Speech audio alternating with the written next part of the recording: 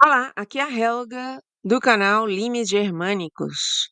Pelo terceiro dia consecutivo, eu trago aqui o caso Jeffrey Epstein, que está quente, muito quente nos Estados Unidos, nas redes sociais, e é um tema que me interessa bastante porque eu comecei a minha meu caminho aqui no YouTube, inclusive, falando dessas coisas. Então, em 2019, e então é, é uma coisa que me interessa, inclusive, porque foi aí que eu comecei. Não aí, né? Faz mais tempo, mas aí, com o caso Epstein, eu aprofundei no conhecimento que eu já tinha dessa elite do mal que está aí governando-nos. Hoje são 10 de julho. No dia 8, antes de ontem, eu publiquei uma atualização do caso, junto com um dos vídeos que eu tinha publicado em 2019 no meu canal Desde Espanha. Ontem, dia 9, fiz a mesma coisa com o segundo vídeo. E hoje, terceiro vídeo que eu vou soltar no final deste. Estou fazendo uma atualização aqui inicial antes de soltar antes de publicar no final deste o vídeo que eu publiquei lá em 2019, no dia 10 de julho de 2019, o videozinho que vai aparecer aqui no final deste.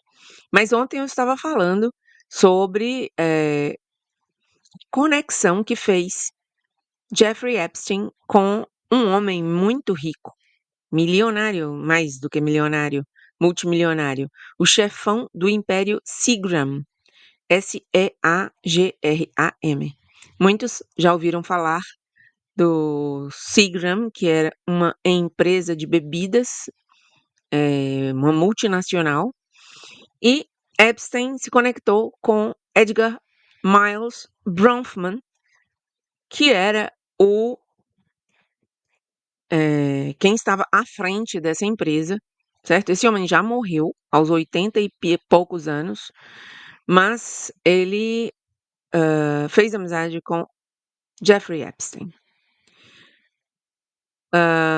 Edgar Miles Bronfman era pai também, além de ser pai de Edgar Bronfman Jr. e Matthew Bronfman, teve muitos filhos, tá? Com mais de uma mulher. Ele era pai de Claire e Sarah Bronfman. Quem assistiu a série que eu publiquei creio que foi no outro canal, no Desde Espanha, sobre a queda do Estado Profundo, deve lembrar que ali sai o caso Nixon. Caso Nixon. O que era o caso Nixon? Foi uma seita dedicada a tráfico sexual, trabalho escravo e crime organizado, que se vendia como uma organização que oferecia cursos e seminários de desenvolvimento pessoal e profissional. Mas, na verdade, não era isso. Era uma rede de crime organizado que fazia tráfico sexual e trabalho escravo, mulheres escravizadas para sexo. E estava relacionado com essa seita as duas das filhas de Edgar Miles Bronfman, esse que fez amizade com o Epstein. Não existe nenhuma relação entre o caso Epstein e o caso Nixon, né? Eu estou citando para ver como é que esse pessoal é podre, né? Então, Claire e Sarah meteram-se nessa seita, que foi fundada em 1998, e Claire foi condenada em 2019, está presa. E terrível isso. Pois bem, mas do que eu quero falar? Relação de Epstein com Edgar Miles Bronfman.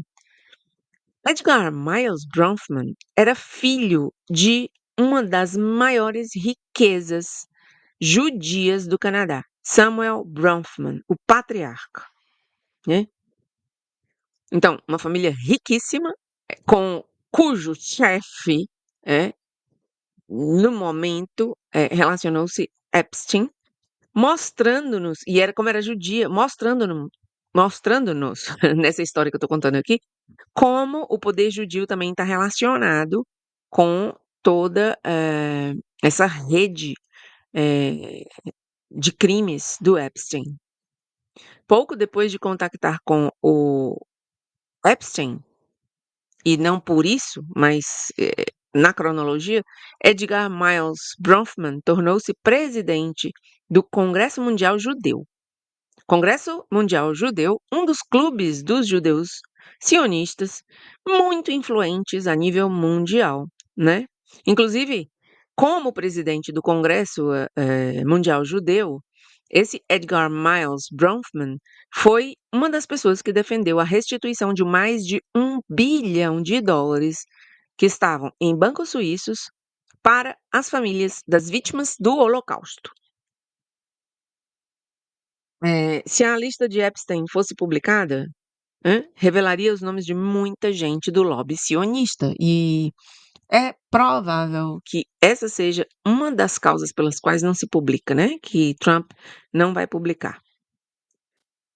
Mais um fato a tomar em consideração com relação a esse Edgar Miles Bronfman é que ele tinha tanta confiança em Epstein que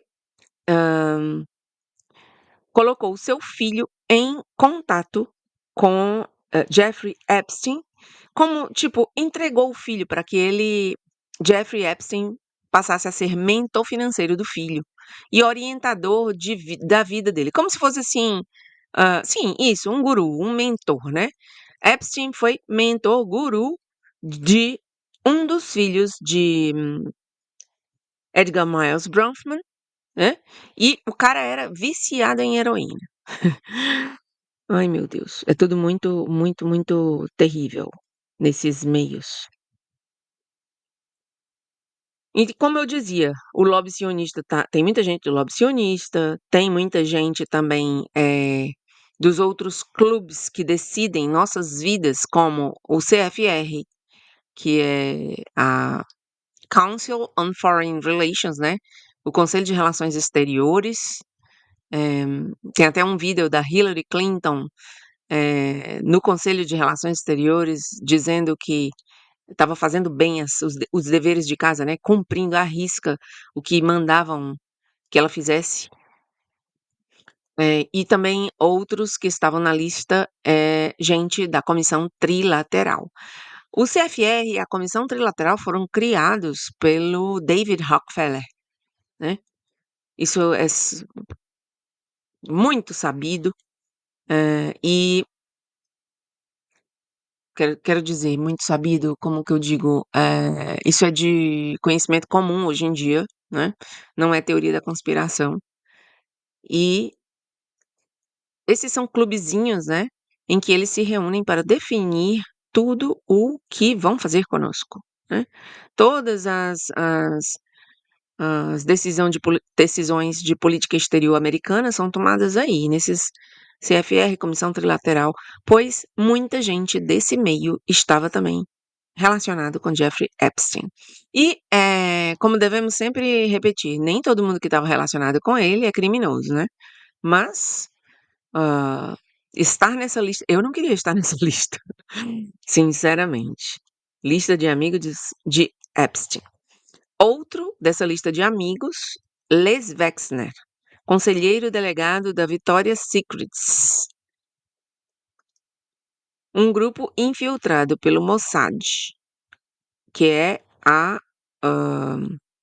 CIA, né, digamos assim, de Israel, com um cara muito importante chamado Robert Maxwell. Veja aí o sobrenome, Maxwell. Sim, sim, Maxwell. Robert Maxwell era pai de Ghislaine Maxwell, que chegou a ser namorada de Jeffrey Epstein e está presa, não é? Porque já foi julgada. Falei dela ontem, no vídeo de ontem. Pois Robert Maxwell relacionou-se também com Jeffrey Epstein e ele foi membro do parlamento britânico pelo Partido Trabalhista Labour Party, né? E foi um cara bem importante esses meios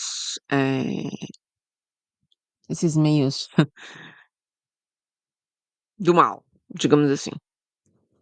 Então, se a lista de Epstein fosse publicada, repito, além de muita gente do lobby sionista, de gente de CFR, Comissão Trilateral, encontraríamos gente dos parlamento britânico, como esse Robert Maxwell, que acabou morto no seu iate nas Ilhas Canárias, aqui na Espanha, de um modo que até hoje não foi esclarecido. E a história foi tão, como se diz em espanhol, sonada, quer dizer, foi uma coisa tão impressionante nos anos 90, começo dos anos 90, que um escritor espanhol chamado Alberto Vázquez Figueroa escreveu um livro, né? Um livro que é um romance, como aqui em espanhol disse. Ai, meu telefone. Aqui em espanhol disse. Quando chamamos. Romance em espanhol é novela, tá? O que no Brasil a gente chama romance, na língua espanhola chama-se novela. Então, ele escreveu uma novela, ou um romance, que intitula-se Ciudadano Max, Cidadão Max. E que se meio que usa um tipo de trama como a do Cidadão Kane, né?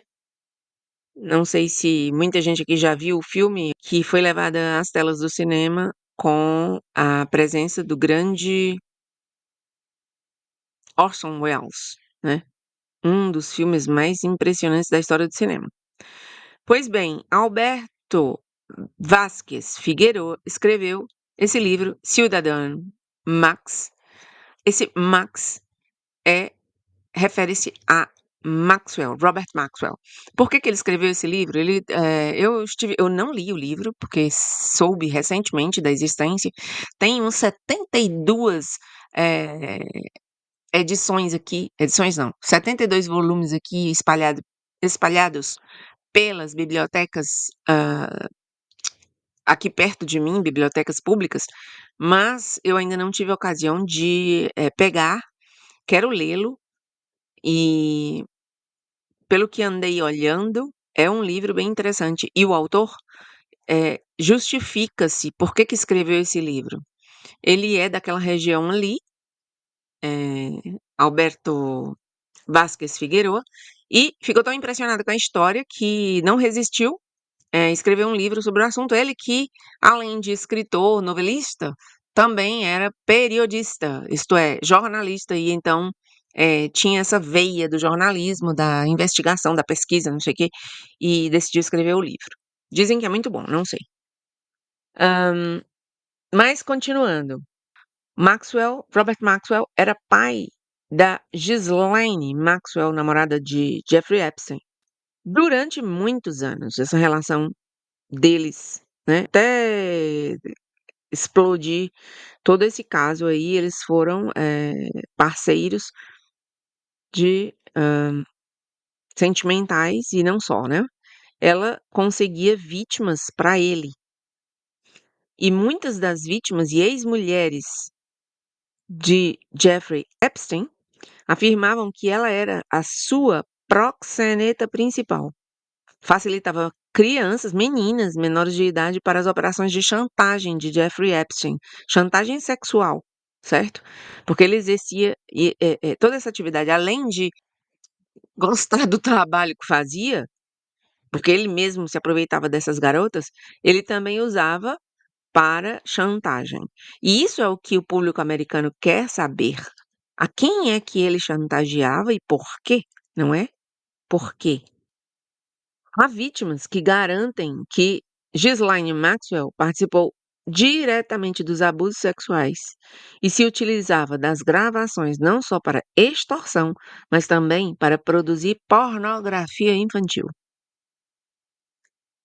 E falando em livro, que eu acabo de citar aqui, também existe outro livro que dizem é o mais especializado nesse caso, de uma escritora chamada Whitney Webb, e o livro chama-se One Nation Under Blackmail.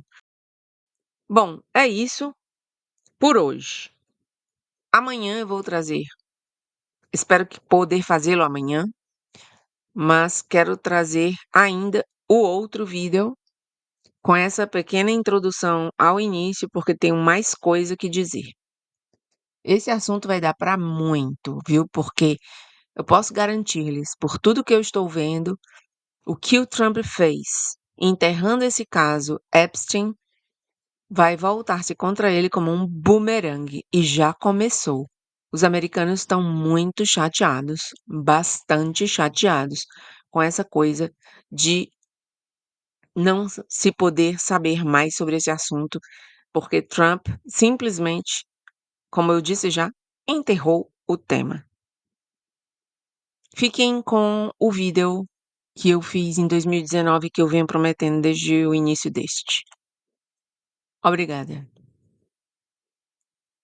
Olá, aqui é a Helga outra vez e hoje eu vou fazer um vídeo muito pequeno só para falar sobre o fato mais importante nos jornais hoje, e é que Jeffrey Epstein foi encontrado morto, suicidado na cárcere da prisão de Manhattan, na manhã deste sábado, dia 10 de agosto de 2019.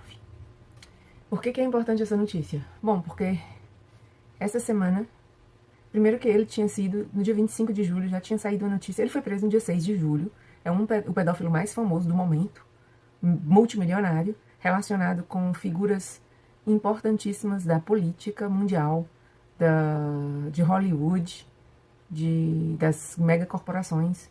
E esse escândalo atraiu o interesse do público do mundo inteiro, porque, naturalmente, em caso de pedofilia nas altas esferas, não é coisa que se despreze como notícia.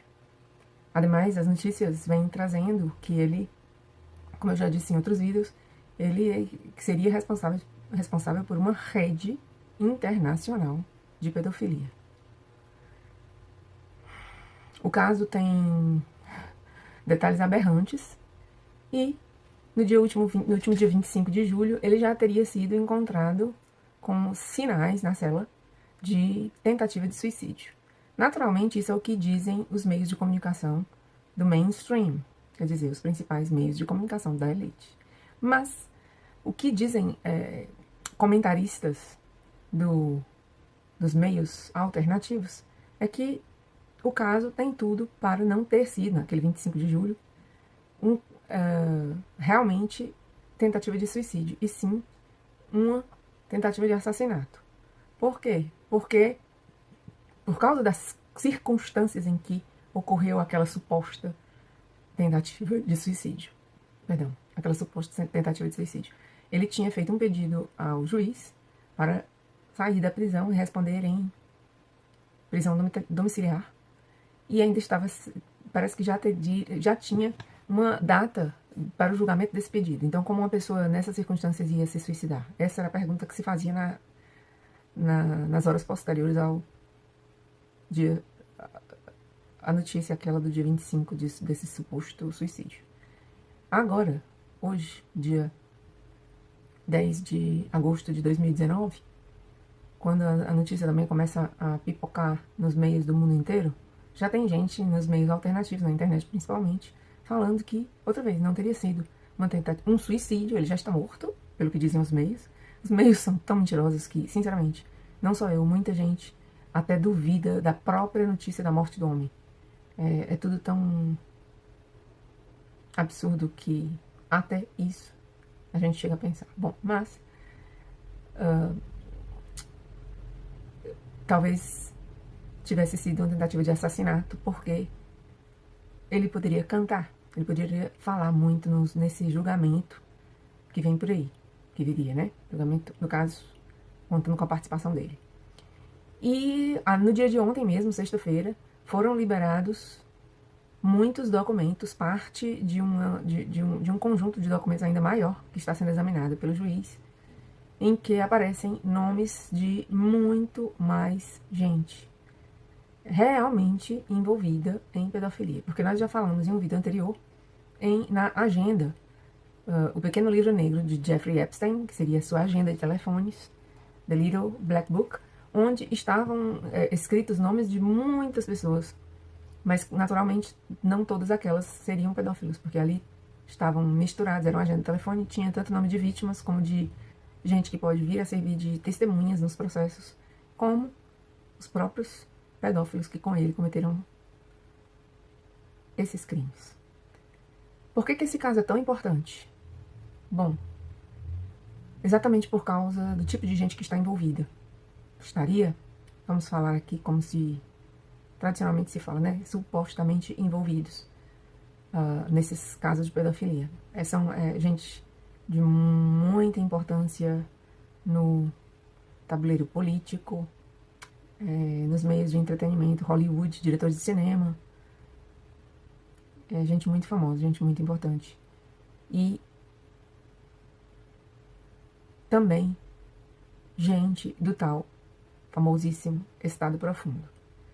Então, como também disse em um vídeo subido ao YouTube, e ao qual eu fiz referência em outro vídeo meu, o ex-funcionário da CIA, Steve Pieczenik, Israel, através de sua agência de inteligência, o Mossad, estaria envolvido também nessa história toda aí. E isso é importante para limpar, drenar o pântano. Frase que nos leva às promessas de campanha de Donald Trump. Muita gente está vendo os jornais, os meios de comunicação, falarem uma e outra vez que Donald Trump era amigo de Jeffrey Epstein, esse pedófilo recentemente morto. Mas é necessário contextualizar esta peça de notícia. Parece que, e isso eu digo parece porque realmente eu sou só mais uma de um público imenso que está olhando esse circo dos horrores aí, parece que Donald Trump, na verdade, deixou de ter relacionamentos com este homem há 15 anos. Pelo menos é isso que o próprio Donald Trump disse. Então, claro, tudo isso ainda está por esclarecer, né? Nós vivemos em democracias, em estados de direito, as pessoas têm direito a se defender, e ele estava entrando num processo de julgamento durante o qual lhe ia ser garantidas as defesas de um processo. O homem infelizmente morre, e para gente como eu que estamos acompanhando desde uma posição bem especial tudo isso, porque nós somos os teóricos da conspiração que pensamos que existe muito mais coisas por aí, envolvendo muito mais coisas muito mais importantes do que aquelas que se nos diz. Mas é um caso de pedofilia, né? Um caso envolvendo crianças, e qualquer caso de pedofilia é uma coisa aberrante que nós não aceitamos, o público não aceita uma coisa dessa. Isso jamais será aceitado, apesar da tentativa, também mostrada em vários outros vídeos meus, de uma normalização da situação da pedofilia no mundo. Isso é normal, isso é uma violência contra menores de idade, e a coisa em si já é aberrante. Então, este caso, para pessoas como eu que está acompanhando todo esse circo dos horrores do Estado Profundo, saber que este homem morreu é uma péssima notícia, porque nos dá uma indicação de que talvez a gente não veja justiça ser feita, apesar das promessas de campanha de Donald Trump. E, repetindo, este cara era uma peça fundamental para chegar aos grandes criminosos do Estado Profundo através de um só dos seus crimes, que é o crime de pedofilia. Esperemos que isso que eu acabo de dizer não seja certo, que realmente se possa levar à prisão, que se faça justiça contra esse pessoal desse Estado Profundo, esses grandes donos do mundo que nos controlam, não é exagerado dizê-lo, que nos escravizam, tampouco é exagerado dizê-lo, e de cujos mais importantes crimes, entre muitos e muitos outros que eles cometem vem cometendo há décadas, pensando que jamais seriam pegos, é o da pedofilia. Então, que descanse em paz esse homem, que como um ser humano merece pena, muita pena, e que que pelo menos tenha se arrependido de tudo que fez antes do seu último suspiro. Obrigada. Se você gostou do vídeo, dê um like, compartilhe com seus amigos, inscreva-se no canal para receber outras notícias como esta. Obrigada.